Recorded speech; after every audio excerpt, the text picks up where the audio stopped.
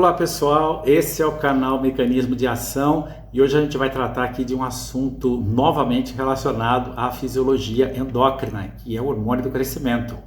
Então, se você gosta de fisiologia médica, considere se inscrever aqui no nosso canal, tá? E ao final desse vídeo, se você gostar aqui do assunto que a gente vai abordar, o hormônio do crescimento, dê um like aqui pra gente, tá bom? Então vamos lá. Bom, olha aqui que interessante, ó. Esse aqui é um chinês, né?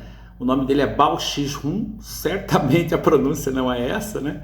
Mas ele tem 2,36 m, ele passeia aqui do lado da esposa dele, né? Olha só como ele é alto, né? E ele não é o cara mais alto do mundo, né? No mais alto do mundo a gente vai conhecer aqui o final, tá? Mas ele é bastante alto, é gigante, né? Ele foi reconhecido pelo Guinness, né? Por volta de 2009, mas depois ele foi superado por esse que a gente vai conhecer aqui no final, tá? Ele ficou famoso, ele ganhou notoriedade, né? O Bao aqui ganhou notoriedade, porque no local onde ele morava, uma aldeia, né? Um golfinho estava se afogando com esses saquinhos de supermercado. E aí o pessoal, sabendo que ele tem um braço, o Bao tem um braço gigante, né? Ele conseguiu abrir a boquinha lá do golfinho, enfiar a mão lá dentro e puxar o saquinho e salvou a vida do golfinho, né? E aí ele ganhou notoriedade por conta disso. Mas vamos lá, vamos abordar, né? As particularidades relacionadas ao hormônio do crescimento. Bom, essa é a estrutura do hormônio do crescimento. O hormônio do crescimento é uma proteína formada por 191 resíduos de aminoácidos e apresenta duas pontes de sulfeto, como você pode ver ali, ó, tá vendo? As pontes de sulfeto se estabelecem entre dois resíduos de cisteína. Tá lá, olha lá que interessante, né? O hormônio do crescimento é liberado por células adenohipofisárias chamadas de células somatotróficas, tá? Ou somatotrófos adenohipofisários. Bom, por conta dessas células, né, somatotróficas, o hormônio do crescimento também é chamado às vezes de hormônio somatotrófico, ou somatotrofina, ou somatotropina, mas a gente pode chamar de GH, tá bom? É melhor. Então vamos lá. Essa é a regulação da secreção de GH, tá? Essa estrutura gigante que você vê aqui, formada por vários resíduos de aminoácidos, né? É o GHRH. GHRH quer dizer Growth Hormone Release Hormônio. É o hormônio liberador do hormônio do crescimento. Então vamos entender esse negócio aqui, olhando ali para o eixo de regulação da síntese e secreção de hormônio do crescimento, né? Então ali você vê o hipotálamo, o núcleo arqueado do hipotálamo libera GHRH, né? O GHRH atua nos somatotrófos adenohipofisários e os somatotrófos adenohipofisários liberam o GH. O GH age sobretudo no fígado e o fígado libera as somatomedinas, que ali a gente vê como IGF-1 e IGF-2. Tá? A gente vai entender bem o papel das somatomedinas um pouco mais adiante. E depois você vê aqui, ó, que as próprias somatomedinas, IGF-1 e IGF-2, elas promovem sinais de feedback negativo tanto na adenopófise quanto no hipotálamo, né? Feedback negativo, tá?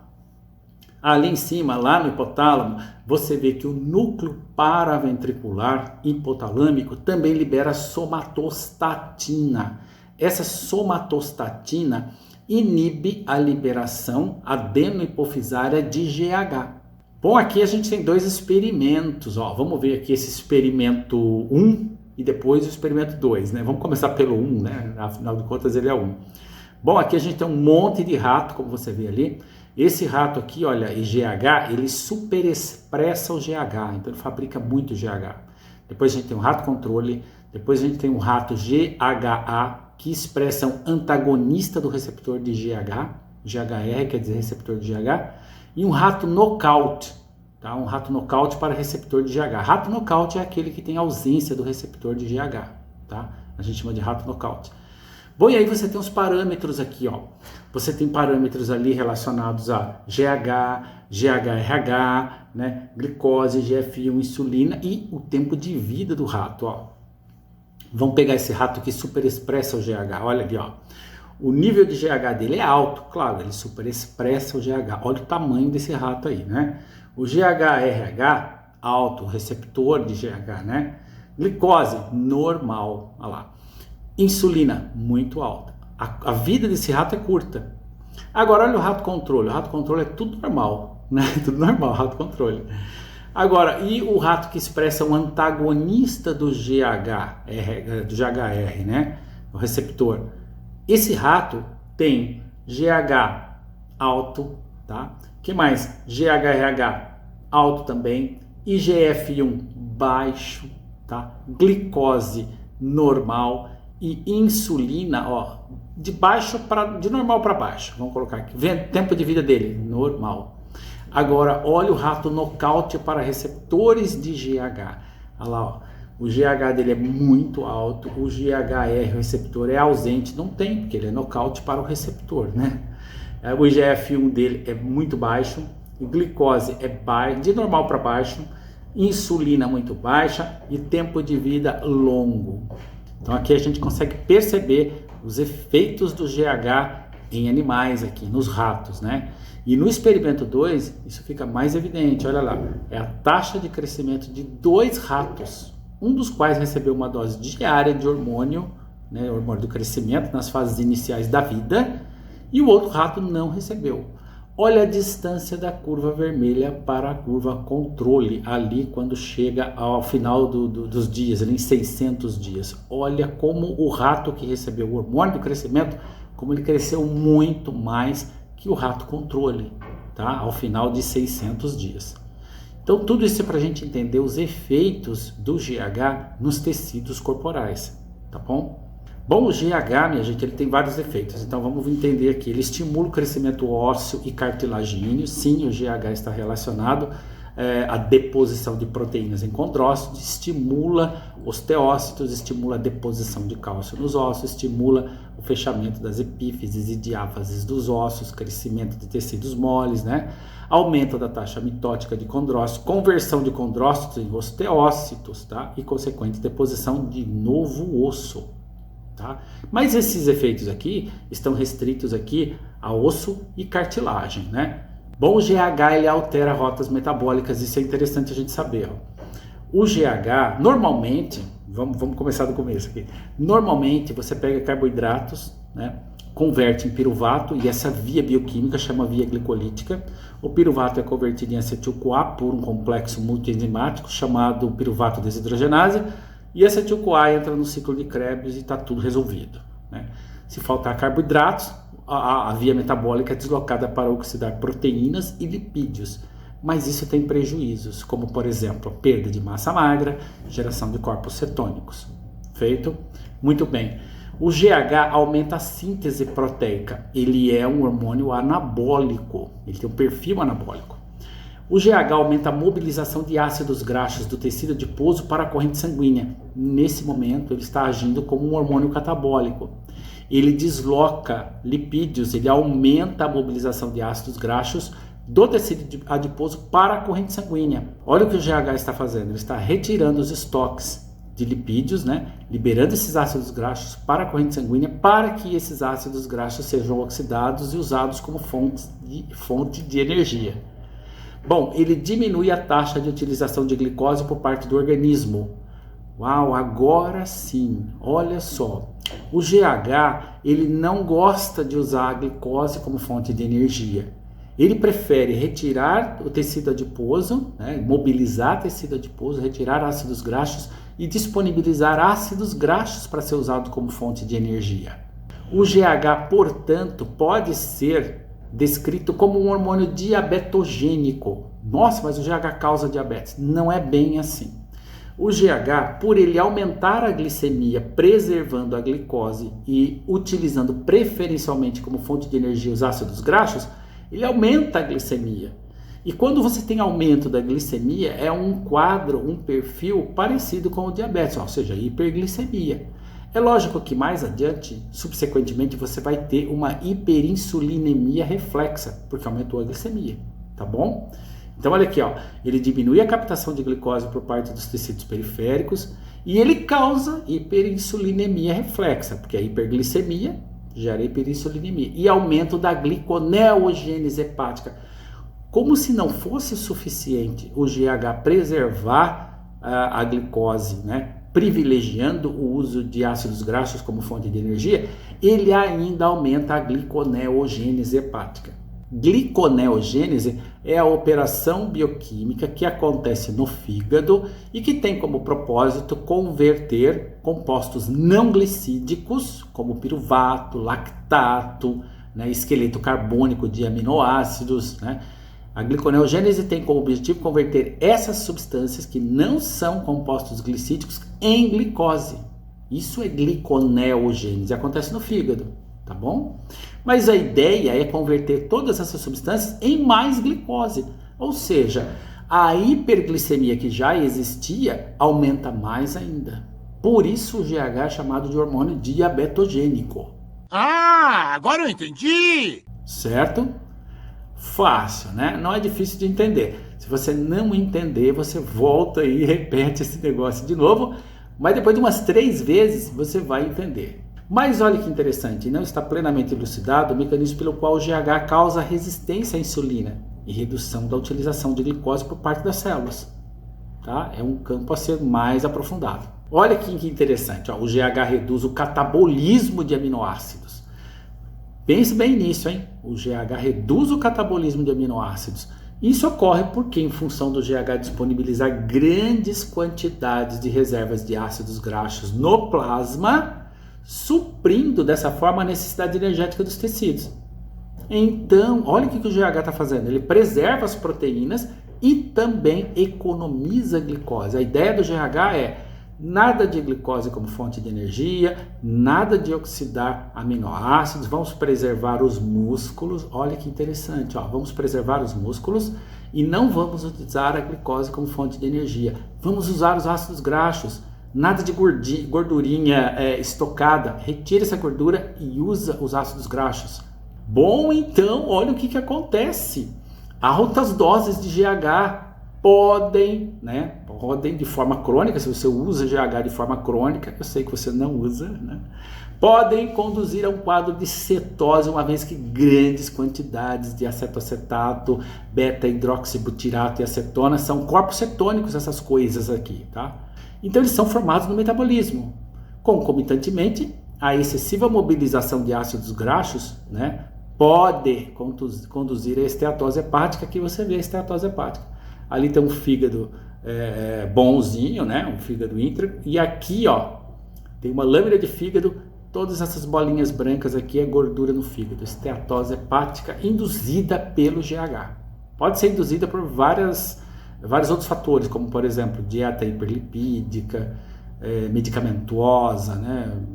Medicamentos podem induzir, álcool, gente que vive bebendo, absinto, 51, cachaça, esse tipo de coisa, né? Chegamos aqui no uso do GH e os esportes, né? Então aqui você vê os fisiculturistas, né?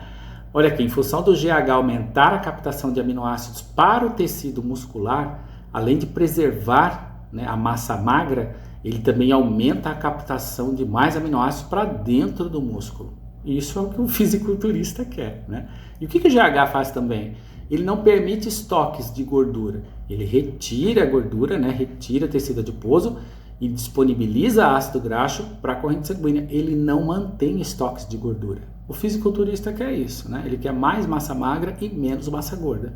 Então, por essa razão do GH realizar esses efeitos fisiológicos aí, o GH foi utilizado, mas ainda é utilizado também por pessoas que buscam um efeito esteroidogênico, entre aspas, sem usar um esteroide. Mas aqui você vê, ó, concurso de Mr. Universo em 1953. Olha ali os caras, ó. Isso aí era o Mr. Universo em 1953. Os caras não são gigantes, né? A partir de 1954, 1955, os fisiculturistas já começaram a usar esteroides anabólicos. E ali você vê, ó, na década de 60 e 70 a coisa explodiu. Porque o uso de esteroides se popularizou muito, ficaram muito eficientes e eles aumentam a massa magra assim muitas e muitas vezes, além do exercício físico normal e além do uso do GH também, né? Bom, os carboidratos, a insulina e a atividade do GH, vamos ver como é que tudo isso aqui se conecta. Olha lá, ó. Se você retirar o pâncreas ou então dietas ausentes em carboidratos, são condições que impedem as ações do GH. tem que ter carboidrato, tem que ter insulina para o GH funcionar. Pois é, a presença da insulina, bem como da glicemia adequada, são condições necessárias às ações do GH, você precisa disso. Parte dessa glicose é necessária para mediar os processos energéticos que envolvem o crescimento, tá? E a insulina permite alta taxa de incorporação de aminoácidos nas células, tá? A gente acabou de falar, né? O músculo esquelético, por exemplo, incorpora bastante aminoácidos, mas para você ter síntese de proteína, você precisa da energia oriunda da glicose e da insulina. Então, para que o GH exerça suas funções, é necessária a glicemia adequada e é necessário um nível de insulina adequado, tá? Bom, e agora vamos ver o que são as somatomedinas, que eu falei para vocês que a gente ia falar das somatomedinas, tá? As somatomedinas, elas também são chamadas de IGF, Insulin-like Growth Factor, um fator de crescimento insulina simile ou similar à insulina, tá? Então aqui, ó, nos anos 70, os pesquisadores descobriram que o hormônio do crescimento não atua diretamente nos tecidos periféricos. Olha que interessante. Em vez disso, o GH ele usa um mediador para exercer as suas funções, que são as somatomedinas, as IGF, tá? Bom, esses peptídeos foram chamados de somatomedina e o principal peptídeo identificado foi a somatomedina do tipo C, que mais tarde ficou conhecida como IGF-1, né? Então, olha ali que interessante, o GH ele atua no fígado, mas os efeitos do GH são mediados pelas IGF. Vamos entender por que desse negócio. Olha aqui, ó. O GH tem meia-vida de 10 a 20 minutos. Isso porque o GH circula principalmente na forma livre, né? Bom, muito bem. E aí ele é rapidamente metabolizado, etc. Mas olha a meia-vida dos IGF, de 12 a 15 horas. Por isso, para aumentar, para você não ter, para o organismo não ter que liberar uma grande quantidade de GH, o que ele faz? Ele libera GH e o fígado libera, fabrica e libera as somatomedinas. E como elas têm uma meia-vida muito maior que do GH, os efeitos são mediados pelas somatomedinas. Certo? Legal, né? Ué. Vamos mostrar que as somatomedinas realmente mediam. Vamos mostrar realmente que as somatomedinas conseguem mediar os efeitos do GH. Vamos lá. Olha aí que interessante, ó. Aqui você tem fotos, né? Você tem uma pessoa ali, ela é um inglês, né? Um homem de uma estatura normal, né? Vamos chamar aí 1,75 m, 1,70 m, né? E os pigmeus, ó, os pigmeus africanos, eles têm incapacidade congênita, né? Eles têm uma incapacidade de fabricar somatomedina do tipo C, que é o IGF-1, tá? Mas as concentrações plasmáticas de GH, tanto no homem ali no inglês quanto nos pigmeus, normal. Se você medir, tirar sangue dos dois, né? De todos os pigmeus ali e também desse inglês que tá aí, né? Você vai ver que o nível de GH de todas as pessoas é normal. Mas o que é que falta nos pigmeus? Somatomedina do tipo C e, portanto, não cresce de maneira que a gente esperaria, né? E eles ficam pigmeus. Não é anão, é pigmeu. Note que a proporção entre cabeça, corpo e membros, cabeça, tronco e membros, né, é tudo harmônico. Ele é um pigmeu, não é anão, tá bom? Olha aí, ó, a curta duração do GH e o efeito prolongado das IGF, né? Isso aí a gente já viu, né? Mas vamos ver outros aspectos aqui, ó. O núcleo supraquiasmático, NSQ do hipotálamo, é o nosso relógio biológico. A maior liberação de GH acontece na fase 3 do sono, o sono REM. O sono REM, lembra do REM? Bom, enfim, coincidindo com baixos níveis de cortisol, porque o cortisol cai à noite, tá? E insulina, o que favorece a secreção de GH. Calma que a gente vai resumir esse negócio. O sono profundo propicia um ambiente hormonal ideal para o reparo tissular. Você tem que dormir, né? Preciso dormir bem. E a somatomedina, hormônio inibitório da secreção de GH, tem níveis mais baixos durante o sono REM, durante o sono REM. REM quer dizer Rapid Eye Movement, é quando você dorme e os olhos mexem, né? Rapid Eye Movement. O que está dizendo aqui, na verdade, é que o GH é secretado à noite, durante o sono. É isso, tá? Então, se você dorme mal, vai ter uma secreção prejudicada de GH. Vamos olhar esse gráfico aqui, ó. Vamos pôr no gráfico aqui, ó. Padrão ritmo de secreção de GH. Midnight, tá vendo ali, ó? Midnight, ó lá. A secreção de GH acontece durante a noite.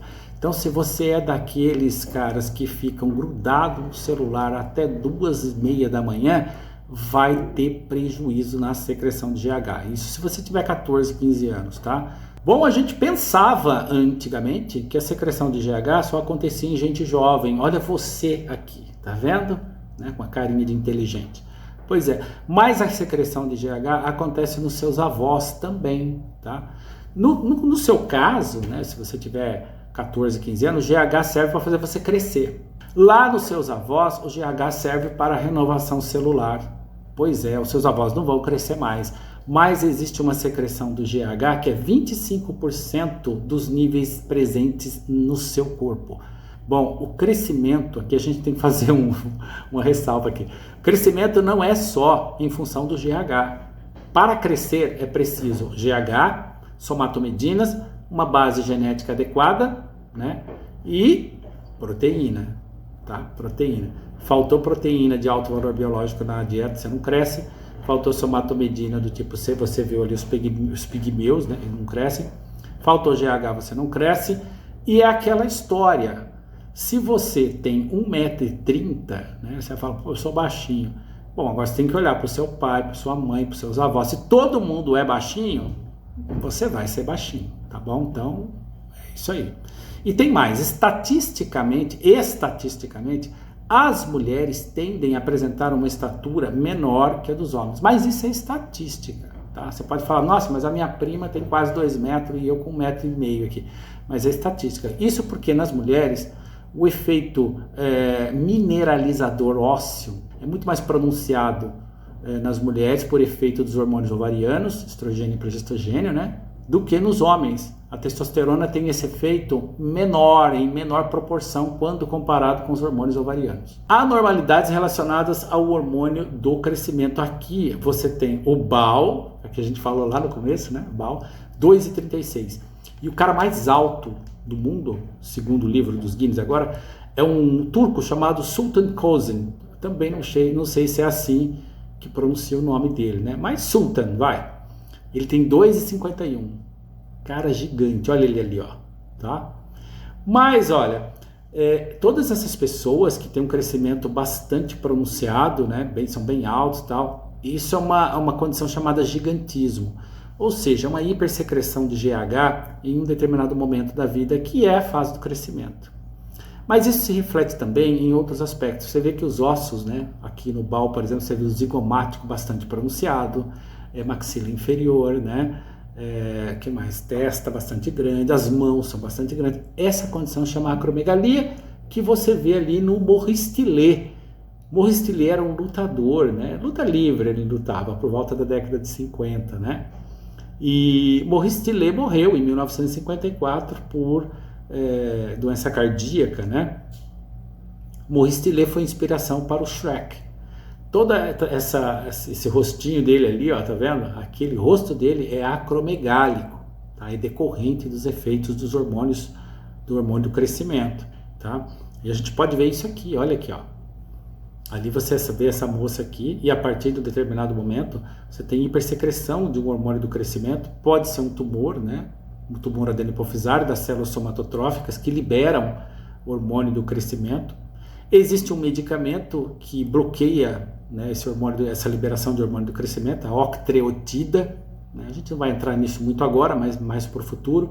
E existem muitas complicações decorrentes, né, da hipersecreção de hormônio do crescimento. Aqui você vê, ó, complicações cardiovasculares, metabólicas, osteoarticulares, né, neurológica, tem risco oncológico e assim por diante, né? E o organismo, né, você vê tanto lá o BAL quanto o Sultan, eles andam de bengala, né? O organismo humano não foi planejado para essa altura, né? As articulações sofrem muito, tá? Mas Maurice Tillet, falando um pouco dele, né, que ele foi muito famoso na década de 50 como lutador, ele era um homem bastante culto, sensível, falava 4 línguas, estudou direito em Toulouse, na França. Então ele falava francês, inglês, russo, sabia bastante latim, né? Então era um homem bastante inteligente, tá? E esse rosto dele é decorrente da acromegalia e ele foi homenageado aí pelo personagem Shrek. Uma história de superação. Muito bem, finita la comédia, não doeu nada. Você viu que o hormônio do crescimento, né? É bem fácil, né? Bem fácil, vai. E agora que você entendeu tudo, você pode deixar aí nos comentários se você tiver alguma dúvida, a gente busca resolver a sua dúvida e deixa aí quem são esses caras aqui, ó. Eles foram confundidos com os Beatles. Quando acabou os Beatles, o pessoal ouviu uma música deles e aí falou, os Beatles voltou. Não, não eram eles, tá? Então quem é esse pessoal aí? Tá bom? Muito obrigado por ter assistido e se você ficou com alguma dúvida, como eu falei, deixa aí nos comentários, tá? Então valeu, até mais. Tchau. Chegamos ao final de nossa abordagem. Uma de nossas fontes bibliográficas para o desenvolvimento desse conteúdo foi o livro intitulado Bioquímica Clínica. Se você quiser adquirir essa obra e mais de 300 outros títulos com até 30% de desconto, consulte nosso catálogo e entre em contato. Se gostou desse conteúdo, apoie nosso canal com seu like e considere se inscrever, fazendo parte do mecanismo de ação. Obrigado.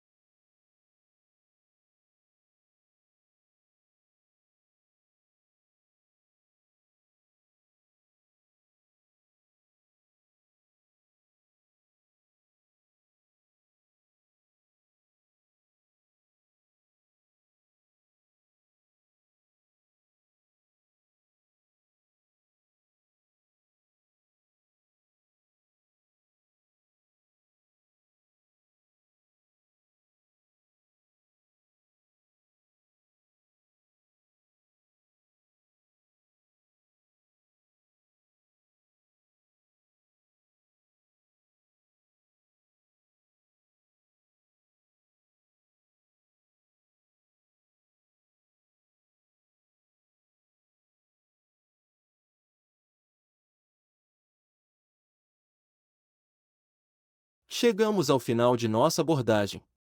Uma de nossas fontes bibliográficas para o desenvolvimento desse conteúdo foi o livro intitulado Bioquímica Clínica. Se você quiser adquirir essa obra e mais de 300 outros títulos com até 30% de desconto, consulte nosso catálogo e entre em contato.